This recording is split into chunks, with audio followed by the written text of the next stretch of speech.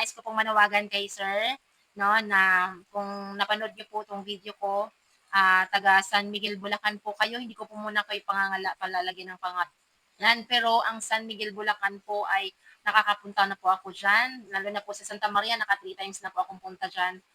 Santa Maria, Bulacan. At next week po or makaluwang week, nandun na po ulit ako. Kasi may mga nag-i-invite sa akin dyan ng mga farmers.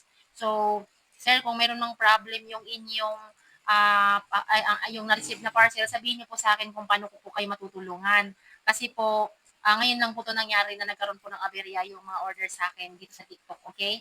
So, kung ano man yung nangyari dun sa parcel, message mo lang ako, a-assist kita. At marami pa tayong pag-uusapang maganda dito sa ating product kasi sa totoo lang po sa ngayon kung palagi niyo pong pinapanood yung aking mga upload video, ay consistent po yung result ng products, no? Dahil si company po ay 16 years na, okay? At tayo po ay kauna-unahan na certified ng ng OCCP certificate. Napakaganda na po ng product natin, yung technology napakalupit, okay?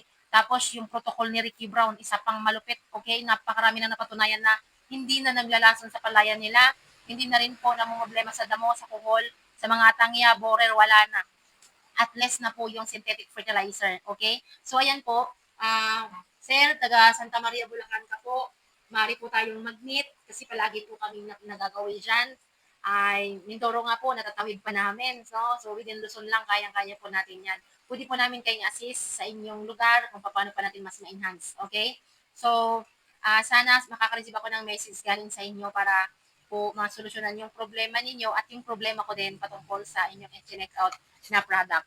Ito po ay napakagandang product. Ito po ay hindi na natin kailangan lasunin ang ating mga pananim. So sa mga farmers dyan, ayan, ito po yung solusyon natin para sa ganun, tayo po ay magbebenta ng mga gulay, mga palay o rice na wala ng lason. Upang sa ganun, ang mga taong kumakain nito ay hindi na po nagkakaroon ng side-by-side na sakit. Dahil sa kaka-spray natin ng mga insecticide, pesticide, herbicide, fungicide. Dahil po doon, kaya ang mga tao side-by-side po yung sakit. Pero dito po, hindi niya na kailangan mag-spray ng mga nasabing lason. At bukod doon, mas maganda ang harvest, mas mataas ang recovery, mas healthy na. Okay? So, ayan po, sir, na taga San Miguel, Bulacan. Ayan. Hindi ko na po muna i-mention yung name ninyo. Message niyo po ako kung ano po naging nangyari doon sa inyong parcel para po masolusyonan natin.